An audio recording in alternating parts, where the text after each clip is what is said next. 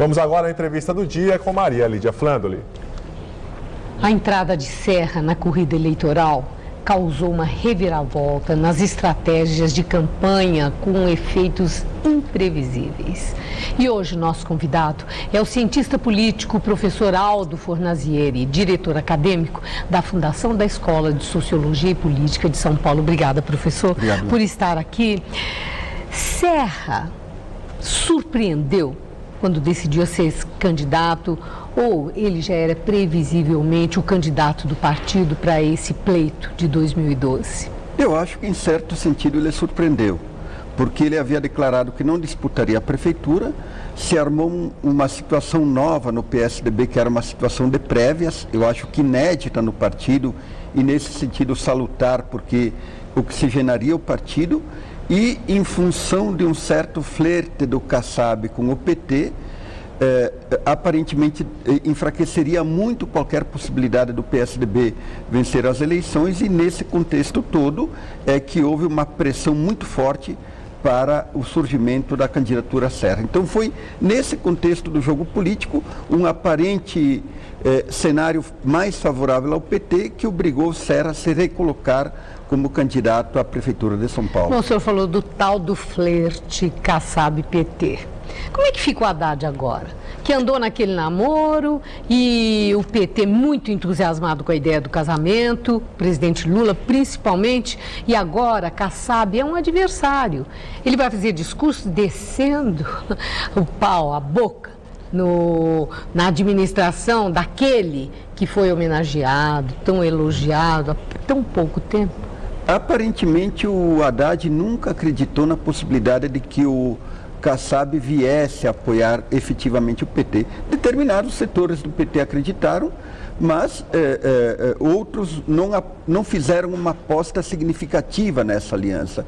E tudo indicava que o atual prefeito fazia uma movimentação para tentar se recolocar com força na eleição municipal, porque o atual prefeito tem um desgaste popular muito forte, ele aparentemente ficaria num plano secundário, e toda essa movimentação que proporcionou a entrada do Serra na campanha reposicionou o papel político do prefeito para as eleições de 2012.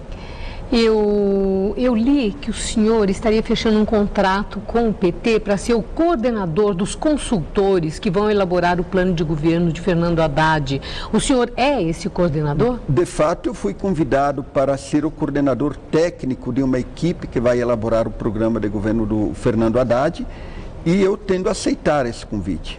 Certo, mas ainda não fechou? Ainda estou conversando. Certo, voltando então para a corrida eleitoral. Gilmar Tato falou uma coisa muito interessante outro dia, diz que o PT deve parar de brincar de fazer política, tem que fazer as alianças que são necessárias para esse pleito e se aproximar do PMDB. Falou na possibilidade do vice de Haddad ser o Chalita, mas que isso não é pré-condição. A minha indagação é outra, não é do vice. Se o PT apoiaria o nome de Chalita como cabeça de chapa, se o desempenho dele antes das convenções que define for muito melhor do que o Haddad. O senhor acha que isso pode acontecer? Definitivamente não. O Fernando Haddad é o candidato do partido, ele irá até o fim nessa candidatura.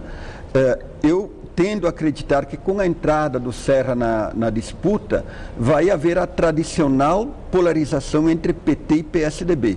E nesse sentido, a candidatura do Chalita, ela perde um pouco de fôlego. Quer dizer, vão ser dois partidos tradicionais que vêm disputando as eleições na cidade e no estado de São Paulo. Em torno desses dois candidatos vão se articular estruturas e máquinas, inclusive de partidos, né? E com a polarização, eu acho que o Chalita tende a perder um pouco de fôlego.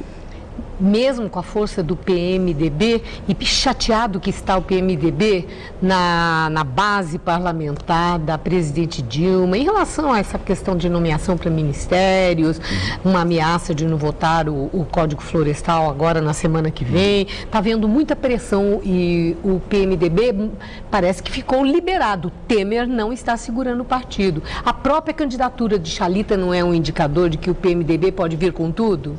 Eu acho que pode vir, mas o PMDB ele não tem uma estrutura forte no estado de São Paulo e na cidade de São Paulo. Mas Chalita não tem rejeição. Também não tem rejeição. E está com percentual bom de largada, né? É verdade. Agora, veja o seguinte, quer dizer, o que define uma eleição são vários fatores.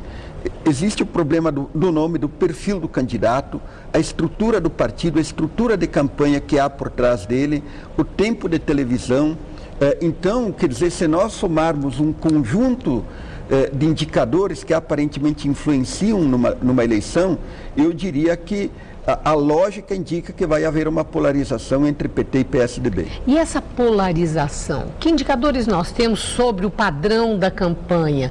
Tenderá a ser uma campanha pesada, com a abertura do baú de acusações, puxar mensalão daqui, privataria dali, isso que nós vemos que já aconteceu e que parece ser um padrão quando polariza PT e PSDB? Não é o ideal, eu acho que... Não, mas eu te pergunto não como ideal, mas como indicadores do que possa ser. Olha, eu acho assim que ao menos a campanha do Haddad e também a campanha do Chalita vão ser campanhas propositivas.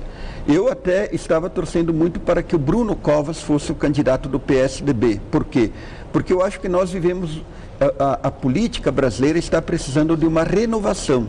E se houvesse essas 3 candidaturas jovens, eu acho que seria muito bom para São Paulo. Mas por quê? O que é que o senhor vê contra a experiência, a história política? Não é temerário também apostar na renovação em quem nunca foi candidato, nunca teve cargo em executivo, na administração pública? Se colocava esse problema em relação à presidente Dilma também. E a presidente Dilma, em certo sentido, está desmentindo essa tese.